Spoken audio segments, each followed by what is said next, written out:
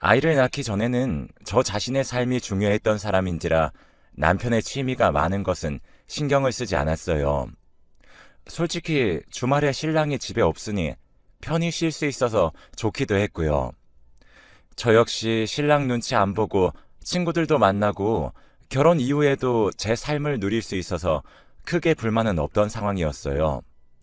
문제는 몸이 무거워지면서 운전이 힘들어질 즈음에 시작되었죠.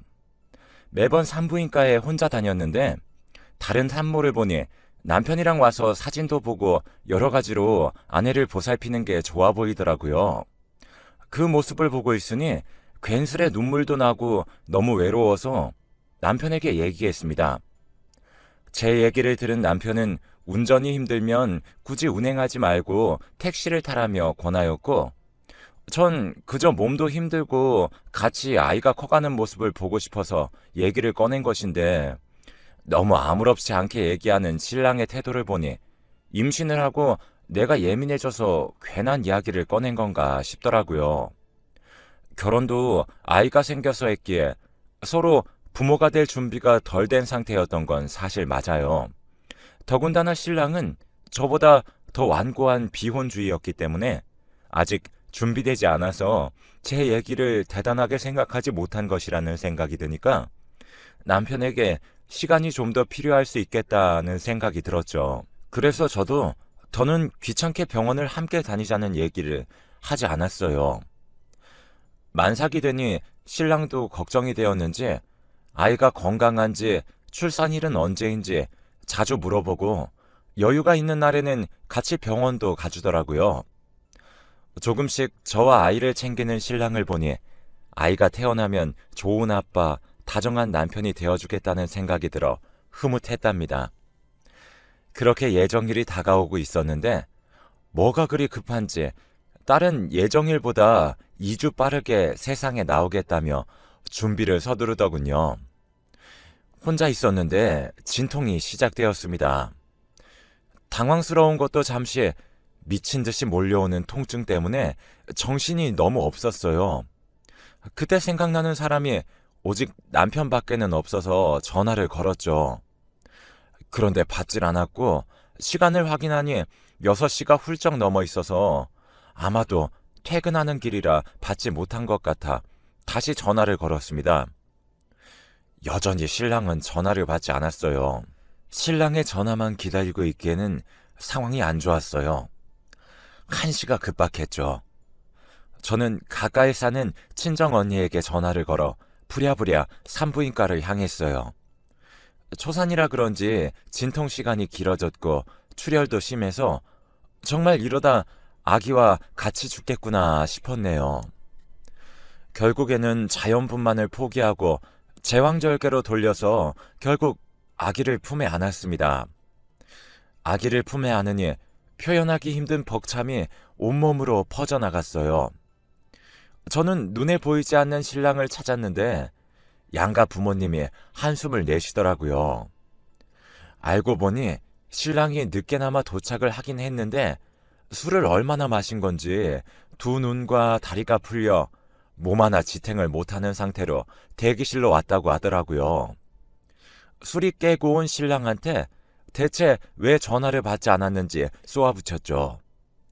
남편은 미안하다며 어제 오래 다닌 산악회 정기 모임 날이었는데 제가 일찍 들어오라고 전화를 한 줄 알고 받지 않았다는 겁니다. 이후 시어머니가 여러 차례 전화를 걸어오니 뭔가 심상치 않다는 생각이 들었고 시어머니의 호출을 받고 급하게 자리를 마무리하고 달려왔다는 거예요. 쭈뼛거리며 그 얘기를 하는 남편의 입을 보고 있자니 너무 얄미워서 한 대 때려주고 싶은 충동이 들었어요. 하지만 때릴 기운도 없어 이번 한 번은 넘어가기로 했죠. 분명 큰 실수이지만 앞으로 더 많은 일을 함께 해나가야 하는 동반자이기에 눈 꼭 감고 이번은 참고 넘어가자 생각했던 거죠. 조리원에 들어가 있는 동안 남편은 모든 취미 생활을 중단하고 아이와 저를 위해 최선을 다하는 것이 느껴졌습니다. 뭐랄까, 아이가 태어나는 순간을 함께하지 못했던 잘못을 뉘우치는 것 같아 남편의 노력하는 모습이 귀엽기도 했어요. 조리원에서 나오는 순간까지도 신랑은 짐도 혼자서 착착 나르고 출산하고 뼈에 무리가 오면 안 된다면서 짐 하나를 들지 못하게 하더라고요. 아이가 태어나면 온전히 다른 사람이 되는 아빠들이 있다더니 저희 신랑이 그런 것 같아서 내심 기분이 좋고 함께 꾸려나갈 시간이 기대되었습니다. 그런데 제가 너무 많은 것을 기대한 탓이었던 걸까요? 아니면 제가 뭘 잘못했던 걸까요? 남편은 아이가 태어난 지 50일이 지나자 다시 자신의 삶으로 돌아가기 시작했죠. 아이는 밤낮 없이 계속 울었고 신랑은 그 소리 때문에 업무에 집중이 되지 않는다며 저한테 아기 입을 막으라고까지 하면서 결국 방을 따로 쓰더라고요. 나가는 신랑의 뒷모습이 참 얄미웠습니다. 저 역시 일을 사랑했던 사람으로서 남편의 마음이 이해되지 않는 것은 아닌데 홀로 모든 육아를 감당하니 너무 힘들었죠. 처음에는 이 울적함이 수면이 부족해서라 생각했는데 점점 우울감이 심해졌어요. 먹는 것도 싫고 애도 싫고 잠만 자고 싶고 사는 것 자체가 너무 지옥이더라고요. 병원에 진찰을 받아보니 산후 우울증이 많이 심해진 상태라고 하더라고요. 주변에서 육아와 살림 이런 것들을 좀 도와줘야 빨리 개선이 된다고 말씀하시더라고요. 늦은 밤이 되어 들어온 남편에게 이 얘기를 털어놨더니 애 키우는 게 얼마나 힘들다고 일하고 온 사람에게 스트레스를 주냐 하더군요. 순간 전 이게 내 아이의 아빠고 내가 믿고 사는 사람인가 싶은 게 우라통이 올라오면서 참았던 눈물이 쏟아 올라왔어요. 모든 것을 쏟아내고 남편을 보는데 표정이 좋지 않아 내가 괜한 짓을 했구나 싶더라고요. 남편은 한숨을 푹 내쉬며 정말 지친다라며 담배를 들고 다시 밖으로 나갔어요. 새벽이 되어서야 들어왔고 모든 걸 다 포기하고 이혼 도장 찍고 싶은 그 순간 평소 칭얼거림이 심해진 아이가 제 얼굴을 빤히 들여다보더라고요. 남편은 밉지만 아이를 위해 못할 게 없다는 생각이 불현듯이 스쳐 지나갔고 순간이었지만 남편이 조금 바뀌었던 적이 있으니까 조금만 더 참아보자라는 생각이 들었어요. 아침이 밝아왔고 점심시간이 지났을 무렵 갑자기 시어머니가 찾아오셨는데 평소에는 며칠의 여유를 두고 방문을 하시던 어머니가 갑자기 찾아오셔서 너무 당황스럽더라고요. 어머니는 퉁퉁 부은 제 눈과 정돈되지 않은 제 모습을 보며 한숨을 쉬시더니 자신이 아들을 잘못 키운 것 같다고 하셨습니다. 어릴 때부터 고집이 세고 자신이 세워둔 계획에서 일이 틀어지면 신경질을 부리곤 했대요. 나이가 들면서 철이 들 줄 알았다고 하시며 제 손을 잡아주시더군요. 그렇게 제 손을 잡아주셨는데 얼마나 따뜻하던지 저도 모르게 눈에서 눈물이 콸콸 쏟아졌어요. 시어머니는 당분간 저희 집에 있으시면서 아들이 아빠로서 올바른 태도를 가질 수 있도록 도와주신다고 하셨어요. 또한 제가 똑똑하게 아이를 잘 키울 테니 육아에 대해서 간섭하지 않겠다며 제게 아무 걱정하지 말라고 말씀하셨어요. 친정엄마도 아니고 시어머니랑 당분간 한 집에서 지낸다는 게 사실 부담스럽긴 했지만 육아에 간섭하시지 않겠다고 하셨을 뿐더러 남편의 못된 행동을 잡아줄 지원군이 생겼다는 생각에 흔쾌하게 어머니의 말씀에 동의했죠. 또 어머니는 방문 요양을 다니셔서 오전은 집에 계시지 않기 때문에 부담감이 적었어요. 밤늦게 집에 들어온 남편은 시어머니가 집에 계신 것을 보고 당황하더군요. 전 어머니가 남편의 얼굴을 보면 화를 내실 줄 알았는데 야식을 해주겠다면서 남편이 좋아하는 순대볶음을 해서 소주 한 병을 주시더라고요. 그리고 저를 앉혀놓고 아이가 태어났으니 서로 의지를 해야 한다고 말씀하셨어요. 제 얘기를 귓등으로도 듣지 않던 신랑이었지만 어머니의 얘기를 새겨 들었는지 다음날 정시 퇴근을 한 뒤 아이를 자신이 씻기겠다며 나서더라고요. 아무래도 아이가 어리다 보니 신랑한테 맡기는 것이 조금은 걱정이 되긴 했지만 육아를 돕겠다는 마음을 막으면 안 될 것 같아 맡겨보기로 했어요. 남편의 손길이 익숙하지 않은 아이는 뭐가 불편한지 울음을 멈추지 않았고 그런 아이를 달래던 남편의 표정이 일그러지더군요. 전 아기가 우는 것이 안쓰러워 나머지는 제가 하려 나서려는데 어머님이 가만히 있으라며 욕실로 대신 들어가셨어요. 불안한 마음을 감추지 못하고 욕실 상황을 살며시 살펴보았는데 어머님은 저보다 더 노련하게 아이를 씻겨나가시며 남편에게 어떤 식으로 달래가면서 해야 하는지 알려주시더라고요. 어머님이 나서서 도와주시니 솔직히 몸과 마음이 편해졌습니다. 그런데 그때부터 상황이 조금씩 달라졌어요. 물론 독박 육아에서 벗어난 건 너무 좋은데 처음에 간섭하지 않겠다던 어머님께서 뜨거운 음식들은 자기 입에 넣으셨다가 다시 뱉으셔서는 아이에게 먹이려고 하셨습니다. 청결에 대해 크게 생각지는 않으시는 것 같았죠.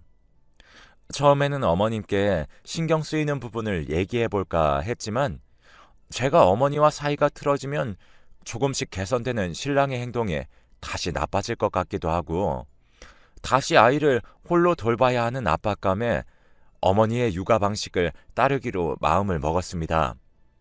어머님은 요즘 방식이 좋긴 하지만 오히려 그 방식 때문에 애들이 약한 거라며 제게 예민하게 굴지 말라 하시더라고요. 어머님은 제가 유별나게 깔끔하게 군다며 옛날에는 다 이렇게 키웠다고 얘기하시며 첫 아이라 그런 걸 수 있다며 잔소리를 하셨습니다. 완벽하게 하려 하니 산후 우울증이 온다고 하시면서요. 그런데 그 말이 조금 이상했습니다. 시어머니가 너무 자연스럽게 상황을 이끌고 가서 처음엔 인지를 하지 못했었는데 전 남편과 싸운 것도 우울증도 제가 얘기를 하지 않았거든요. 은연중에 제가 얘기했나 싶었는데 아무리 그렇다고 하더라도 면전에 그런 소리들을 들으니 기분이 나아지진 않더라고요.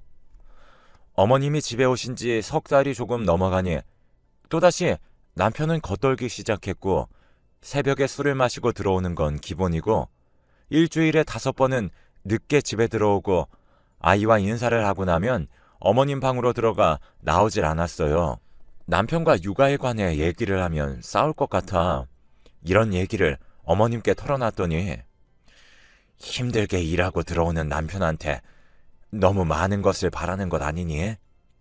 퇴근하고 숨 쉴 여유는 줘야지. 그리고 육아는 나랑 너랑 둘이 하면 되는데 뭘 그리 손을 보태라고 난리를 치는 거니? 라고 하시더라고요. 또 어머님은 제 음식이 간이 약하다며 마음에 들지 않는다고 얘기를 하셨어요. 전 일부러 건강을 위해 저염 식단을 만드는 거라 얘기를 드리니 우리 아들은 짭조름한 음식을 먹고도 저리 잘 컸다며 신랑이 마음에 들게 음식도 하고 다른 여자들처럼 잘 좀 꾸미라고 다그치셨어요. 또 남편의 취미가 많다고 자꾸 얘기하는데 나가서 계집질 하는 것도 아니고 저런 취미 생활도 다 사회생활의 하나니까 집에서 살림하는 사람은 그런 건 이해해야 된다며 얌전해서 군소리 없이 남편 내조 잘할 것 같아 결혼시켰더니 싸가지가 없어졌다며 혀를 차고 절 쏘아보시더라고요. 아이는 저 혼자 만드는 것도 아니고 당연히 부부가 함께 육아를 해야 하는 것이 옳다고 생각을 했는데 어머니는 제가 너무 유별나다며 자신의 아들을 그만 괴롭히라고 저를 이상한 사람 취급하셨습니다. 당황스러운 마음에 눈물이 맺혔는데 그 모습을 보시더니 인상을 쓰시며 타박을 하셨죠. 네가 이리 울상이니 집에 들어오고 싶겠니? 생각을 해봐라. 다른 며느리들은 애 낳으면 자기 관리도 잘한다고 하더라. 너는 애가 200일이 다 돼가는데도 몸이 왜 아직도 만삭이야? 우리 아들이니 뭐라고 안 하는 거지. 다른 남자였으면 이미 바람나고도 남았어. 그러니까 남편 잡으면서 울 시간에 운동하고 식이 조절이나 해. 절 이해한다는 어머님은 어디 가시고 매몰찬 어머님만 남으신 건지. 그 이후 어머님은 감정을 숨기지 않으시고 제게 폭언을 퍼부으셨고, 전 참을 수 없어서 신랑이 일찍 귀가한 날 대화를 시도했어요. 전 대화로 상황이 좋아지길 바랐죠. 결혼 전부터 모자 사이가 유독 돈독하고 끈끈하다는 것을 인지하고 있었어요. 그런데 제가 생각한 것보다 그 사이는 더욱 깊더라고요. 저희가 나눈 이야기는 물론이고 부부 관계까지 시어머니는 다 알고 계셨었고, 남편은 가족끼리니 이런 얘기를 공유하는 게 뭐가 문제냐며 짜증을 내더라고요. 제가 만약 친정집에 당신 얘기를 제가 가감없이 했다면 기분 좋았겠냐고 되물었죠. 제 얘기에 남편과 시어머니는 말도 안 되는 소리를 하지 말라며, 여자가 결혼했으면 출가 외인인데 어디서 남편 이야기를 남에게 할 수 있겠냐고 길길이 날뛰더군요. 신랑은 제게 아들도 아니고 딸 낳았으면서 자식 낳은 유세 그만 떨라며 엄마가 고생하는 것도 마음에 들지 않는다며 치를 떨더군요. 제 상식과 너무 다른 두 사람의 이야기를 들으며 도저히 안 되겠다 싶어 이혼을 각오하고 친정 언니에게 메시지를 보냈어요. 제 메시지를 본 언니는 얼마 지나지 않아 저희 집으로 도착했고, 아수라장이 된 제 몰골을 보고 아랫입술을 지그시 깨물더라고요. 언니가 달려온 것을 본 남편은 그 자리에서 제게 미친 것 아니냐며 소리를 질렀고, 고상함을 유지하는 시어머니는 그런 남편의 모습을 갑자기 뜯어 말리시더라고요. 상황이 어찌된 거냐며 차분히 물어보는 언니에게 시어머니는 제가 산후 우울증이 너무 심해 없는 말을 지어낸다 하셨습니다. 어릴 때 맞벌이를 하던 부모님을 대신해 절 보호자처럼 지켜주던 언니는 시어머니의 이야기를 들으며 실소를 날렸습니다. 제 동생 상태 보이시나요? 지금 정상적인 사람의 몰골이라고 생각이 드세요? 아니, 사람을 어찌 괴롭혔기에 이렇게 됩니까? 사돈 처녀가 말이 지나치네. 아니, 우리 며느리가 힘들다고 하도 난리라서 내가 와서 애기 대신 키워준 게 잘못인가? 그리고 며느리가 자기 관리 안 하고 저리 불어난 게 내 잘못인 양 얘기하는데 정말 불쾌하네. 어머니는 언니를 위아래로 훑어보며 언짢아 하셨고, 전 괜히 이를 키웠나 후회가 되었어요. 어쩔 줄을 몰라 하는 저를 보더니 언니는 당장 아이를 데리고 나가자며 제게 호통을 쳤고, 그 소리에 전 다급하게 아이를 안고 언니를 따라 나섰어요. 신랑은 제 뒤통수에 대고 이러고 나가면 완전히 끝이야! 라며 소리를 질러대더라고요. 언니 집 앞에는 저희가 걱정되었는지 큰오빠 같은 형부가 나와 계셨어요. 형부는 제 얼굴을 보고 잠시 놀라더니 잘 왔다며 다독여 주셨고, 바보같이 왜 혼자 모든 걸 참았냐며 안쓰러워 하셨어요. 결혼한 지 반년 조금 넘었는데 원하지 않은 방향으로 인생이 흘러간 것이 속상하더라고요. 시간이 조금 지나니 핸드폰에 불이 난 마냥 어머니에게 전화가 계속 왔어요. 언니는 절대 받지 말라며 신신당부를 했고, 부모님께 상황을 알려 이제라도 어긋난 것을 바로잡자고 하더라고요. 저 역시 이제는 신랑과 시댁을 믿을 수 없었지만 상처받을 부모님 마음을 생각하니 쉽게 말이 떨어지질 않았습니다. 언니는 이 상황에서도 주변 먼저 생각하냐며 절 답답해 하더라고요. 그렇게 언니의 집에 신세를 지게 되었죠. 며칠 뒤 부모님께 전화가 왔어요. 엄마는 법원에서 친권 포기 각서가 날아왔다며 지금 무슨 상황인지 물어보셨죠. 전 너무 놀라 남편에게 전화를 걸었지만 받지 않더군요. 그래서 시어머니께 전화를 걸어 통화를 했습니다. 그랬더니 자기 새끼를 남의 손에 자라게 할 수 없으니 친권을 포기하는 방법을 택할지 집에 들어올지 둘 중 하나를 선택하라고 하더군요. 생각 같아선 제 얼굴은 꼴도 보기도 싫은데 아들이 사회생활하면서 이혼남이라는 딱지를 안고 살아가는 게 더 싫어서 봐주는 거라 하시며 저한테 아이에게 아빠를 빼앗고 이혼녀로 사는 것보다 나을 거라고 하시더라고요. 시어머니는 그치지 않고 제게 하대하며 선심 쓰는 듯 다음 요구사항을 이어나갔어요. 집에 들어올 생각이면 하루빨리 남편에게 싹싹 빌고 앞으론 절대 대들지 말아야 하며 말 같지도 않고 배워먹지 못한 친정하고는 인연을 끊을 생각하고 오라고 하시더라고요. 끝까지 제멋대로인 시댁의 행동에 전 부모님께 모든 상황을 털어놨어요. 부모님은 기가 차신지 실소를 터뜨리신 뒤 집으로 들어오라고 하셨어요. 전 그렇게 언니의 집을 나와 익숙한 본집으로 아이와 함께 돌아갔고 이후 긴 소송 끝에 정신적인 피해 보상을 받았고 육아하는 동안 아무것도 하지 않은 남편에게서 양육권을 받아올 수 있었어요. 그리고 양육비까지 보장받을 수 있었죠. 남편은 양육비를 대줄 수 없다며 항소를 했지만 통과되지 못했죠. 엄마는 하시던 일을 그만두시고 저 대신 아이의 육아를 담당해 주시기로 했습니다. 저는 육아 때문에 잠시 휴가를 낸 회사에 다시 출근을 하기 시작했는데 아이를 두고 나가는 발걸음은 무겁지만 다시 일상으로 돌아오니 의지가 생기고 몸도 점차 가벼워지더군요. 아직 상처가 다 아물지는 않았는지 피곤한 밤이면 결혼 생활이 악몽이 되어 꿈속으로 찾아오더라고요. 하지만 한 아이의 엄마로서 멋지게 이 상처를 치료해볼까 합니다. 그리고 끝까지 저를 믿어준 가족을 위해 더 마음 굳건히 챙겨서 열심히 살아가겠어요. 돌아오는 주말에는 그동안 제 문제 때문에 힘들었을 가족들과 여행을 가기로 했어요. 자연 속에서 스파도 하며 앞으로 좋은 추억 가득 쌓아나가려고요. 이렇게 풀어내니 마음이 조금은 가벼워지네요. 저처럼 힘든 분이 있다면 홀로 감당하려고 하지 말고 꼭 가족과 상의해보세요.